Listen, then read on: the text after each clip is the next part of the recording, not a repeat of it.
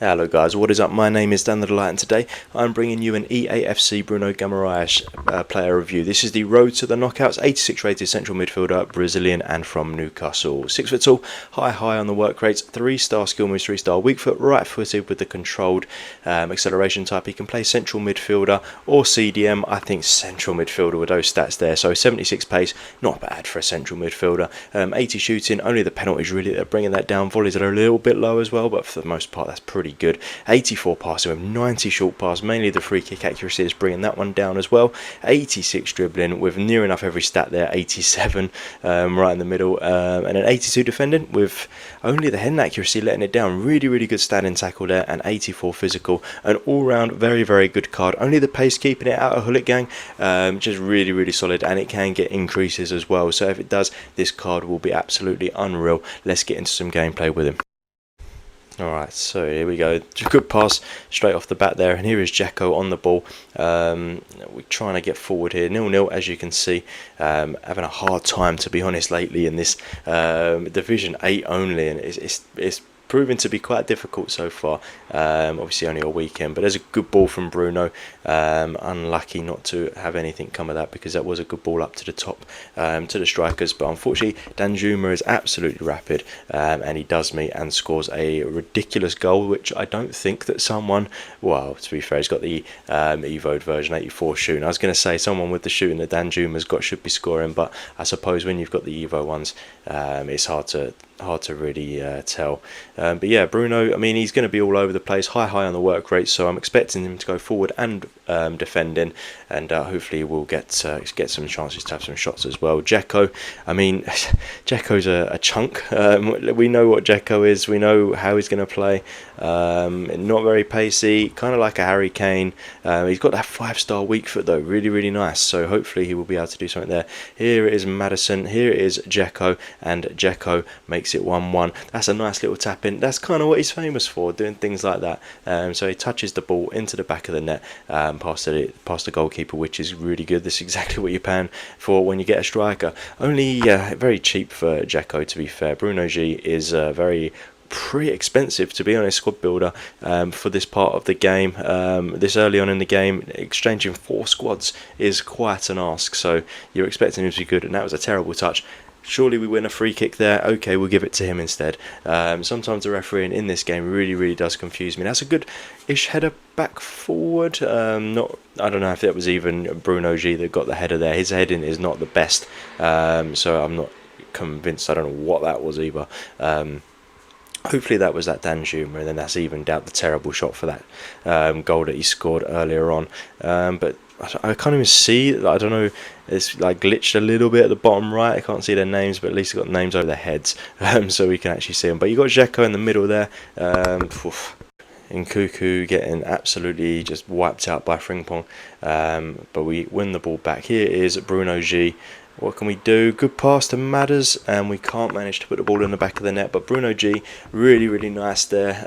Good pass up to Madison. Perhaps should have done a little bit better. And now he's going to break off of this corner, as they always tend to do. If the corner doesn't go in the back of the net, there is always a counter attack on.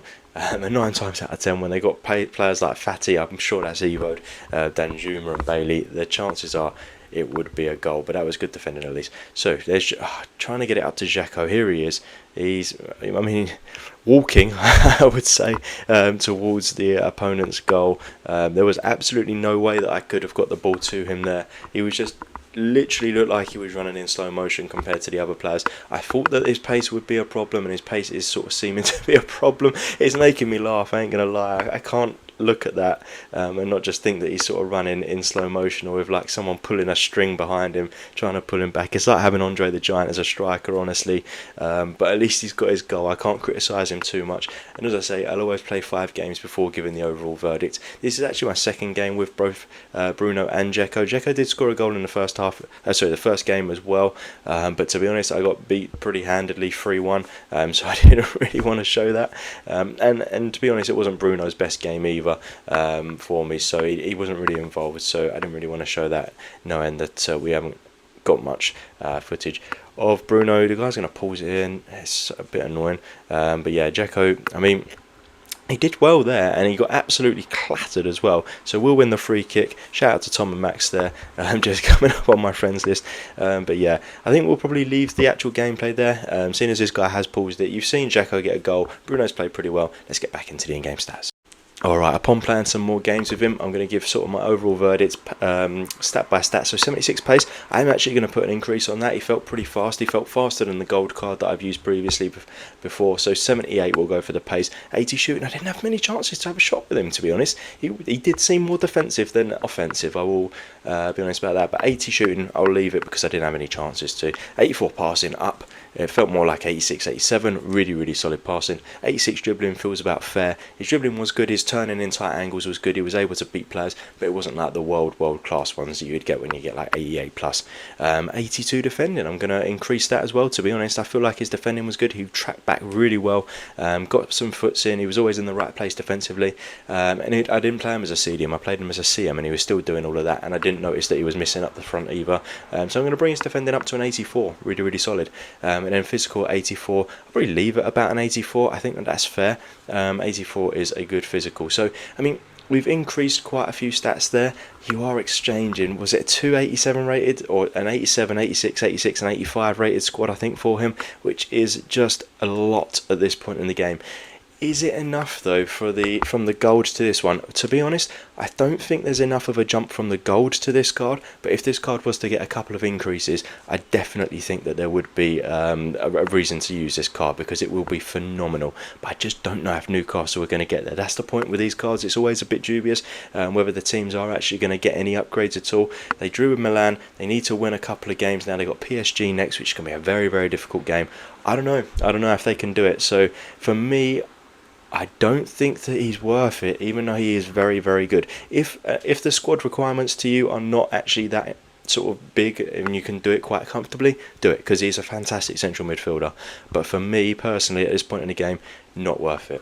So hopefully you did like the video. If you did, please do give it a thumbs up. Hit the subscribe button for more videos like this. There will be a link in the description down below full of Eafc 24 player reviews.